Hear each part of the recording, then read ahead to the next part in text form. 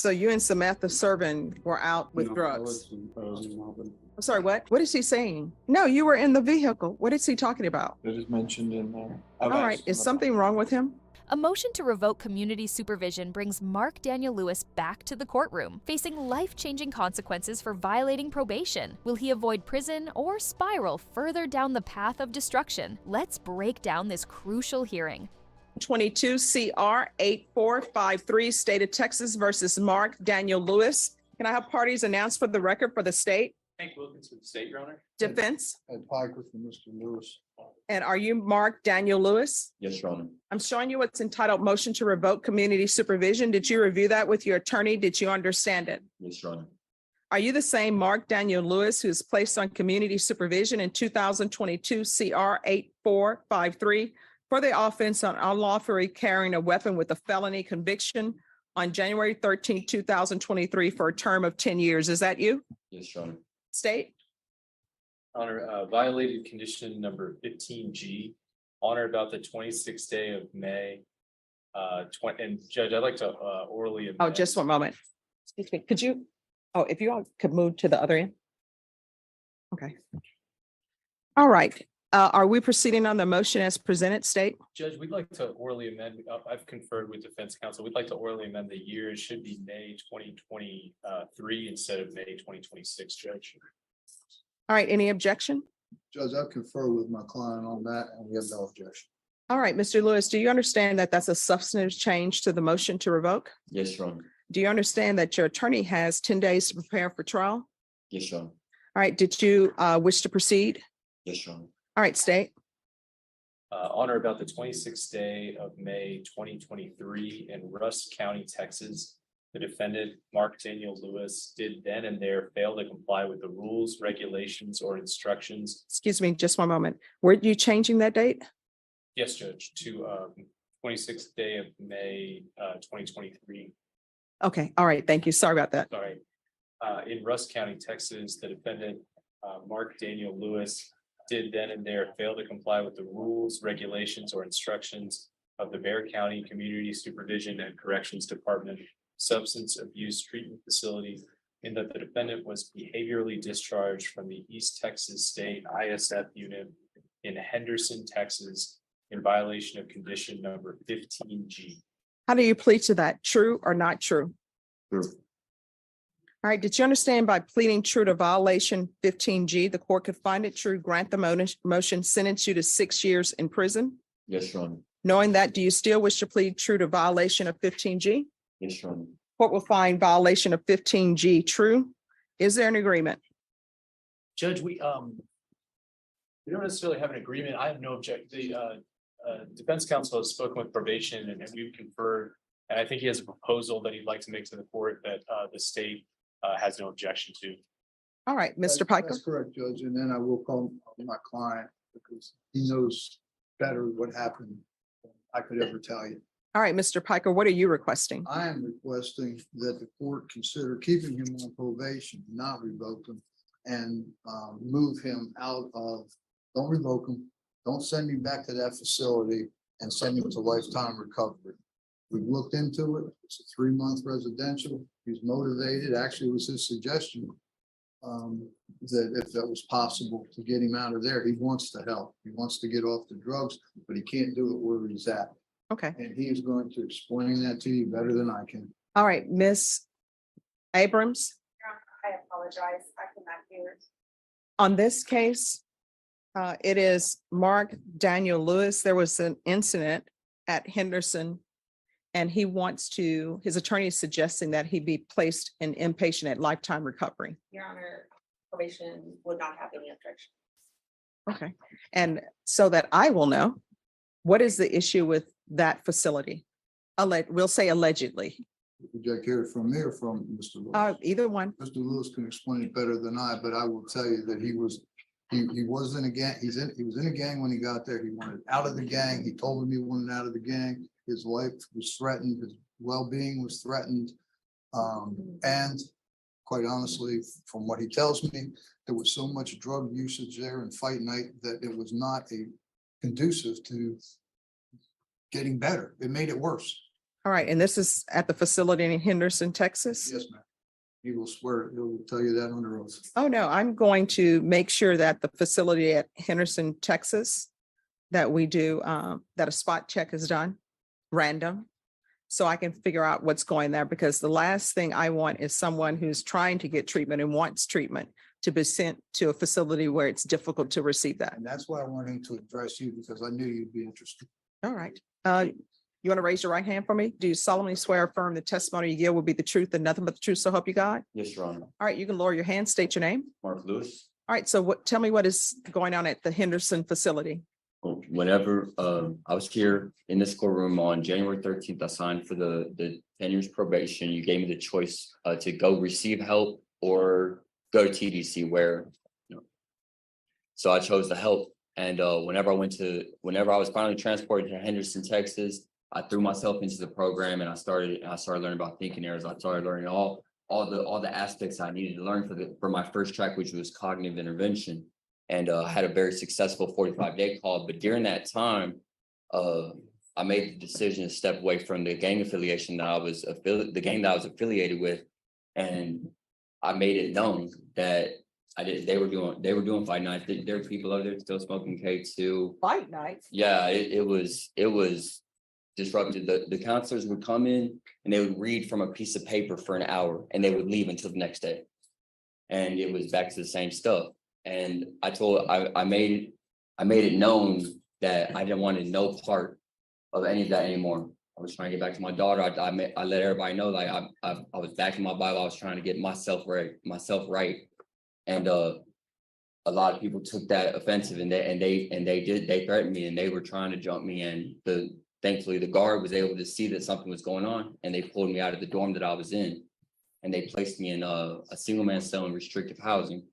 And when they came, they were like, they wanted to send me back to that environment, and I wasn't trying to go back to that environment because of the threat. And they said that by refusing that environment, I was refusing the program. And I knew that I would have to come back here and address you, but I'm trying to do better. Okay. No, I appreciate that. So what I'll do then is I'll deny the motion. And I'm going to alter and amend conditions to include lifetime recovery, the inpatient, and you'll be transferred from the jail to lifetime recovery. Yes, Sean. All right. Is there anything else? That was it. All right, we can go off the record. See what I mean about communication being key? If I don't know this is going on, then, but thank you so much for letting me know. Thank you, Your Honor. You didn't get any more tattoos while you were there, did No, you? thankfully not. Okay. Thankfully not. And he's not from Indiana. Okay. Okay. All right. All right, thank you, Your Honor. Thank you for letting me know. Are you proceeding on count one, waiving count two? Yes, Judge. Any objection? No objection. All right, Mr. Sierra, I'm showing you what's entitled Court's Admonishments and Defendants Waivers and Affidavit of Admonitions. Did you review that document with your attorney? Did you understand it, and did you sign it in all the appropriate places? Did you understand you're charged with possession with intent to deliver a controlled substance, penalty group 1, 4 grams to 200 grams? That's a first-degree felony. The range of punishment is anywhere from 5 to 99 years or life in prison and up to $10,000 fine. Did you understand? Yes, ma'am. There's sufficient evidence to find you guilty, and the court will find you guilty. Are you proceeding with sentencing? Yes, Your Honor. Anything you wish to say on behalf of your client? No, Your Honor, he is gonna work once out there. He says that he is looking to get this all behind him. And he is asking for intensive outpatient treatment if possible, because he works so many hours. I know that the TAP will show that up, Your Honor. I just wanted to add that. All right.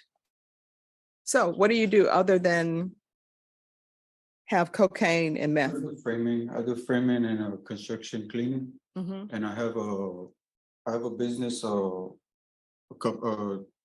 business that I'm trying to get off the ground. Mhm. And And you're just doing drugs on the side, part-time? no, just being foolish, Your Honor. How old are you? I'm 31. I mean, how many years are we going to take this foolishness with us? That's just and everything happens for a reason. And being here incarcerated, I've never really read the Bible and stuff like that. And I found that light in me now. You know, and I wake up more happy and everything now, you know, I'm ready to just take my life, you know, serious. Yeah, what's your favorite verse in the Bible? The Lord is my shepherd. Oh, okay. Yeah, what verse is that? It's Matthew. What verse is that? It's Psalms 23. Okay. I'm sorry.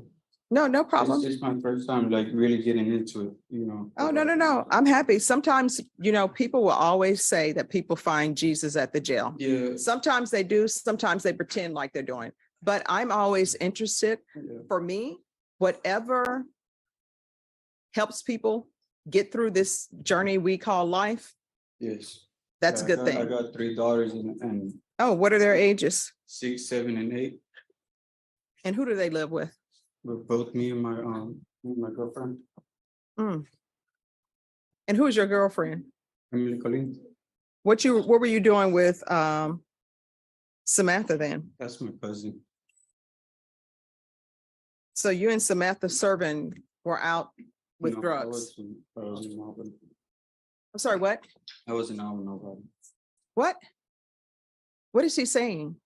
He's saying that he was not present with anybody at the time of the arrest. No, you were in the vehicle. What is he talking about? That is his cousin that is mentioned in there. I've All right, asked him is about- something wrong with him? No, Your Honor, I believe that that's the only aspect that he sort of maintained was not accurate on the report. But he says everything else is accurate. So you were not in the vehicle? I was in the vehicle, but there's nobody with me. Oh, so you're saying Samantha wasn't in the car with you? I was by myself in the car. No, they have S1 and S2. Your Honor, It says, based on my observations during my surveillance of the listed location and results of the traffic stop, we were able to detain S2, who was the subject of our investigations. We encountered S2's small children occupying several bedrooms of the home. Okay. I was just drunk, I guess. No problem. I understand. I'm going to need a PSI report on this.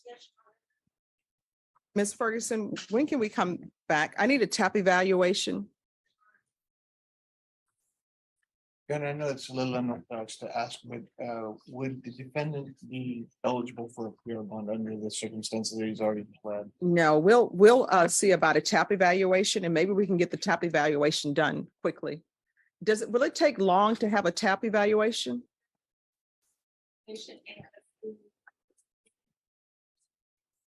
Okay. Oh, thank you. So Ms. Ferguson, can we recall this back in 2 weeks? Yes, ma'am. And I'm just asking for a TAP evaluation so I can get an idea of what's going on. Yes, Your Honor. You can have them come back on July 17th. All right, so we're going to be back on July 17th.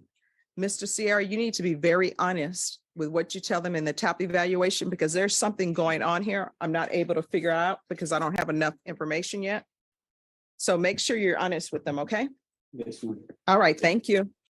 But no, here's my Con Air moment, because people are like, what's the Con Air moment? What happened? So I'm leaving for my flight to come back to San Antonio. And I'm standing in line with my bags, trying to do my check bags. And there is 3 guys in line in front of me. And so the first guy goes up to the counter and there are 2 people behind him. So then they call for the next person. And I'm like, they're skipping over these other 2 guys. And they didn't seem like they were together. So I said, excuse me, sir, are you next? Oh, no, we're fine. Then I take a look at the guy in the center. The guy in the center is wearing the equivalent of jailhouse flip-flops with socks, shorts that are below his knee, and a jacket, who looked as though he was hustled to be there. And in my mind, I'm like, this is Con Air, this is Con Air. So then I, am listening with my bad ear to see what's going on, because I need to be on high alert. And I hear the guy say, yeah, do you have any paperwork for your prisoner? And I was like, Announce it. I'm like, oh my gosh, I'm about to have a Con Air moment. So I called my mom and I said, Mom, I'm texting my brother with my mom in it. And I said, we're about to do Con Air, right? And my mom doesn't know how to do text, so she doesn't read it. But my brother said, we won't tell Mom, but does anybody have a bunny rabbit? Drop the bunnies.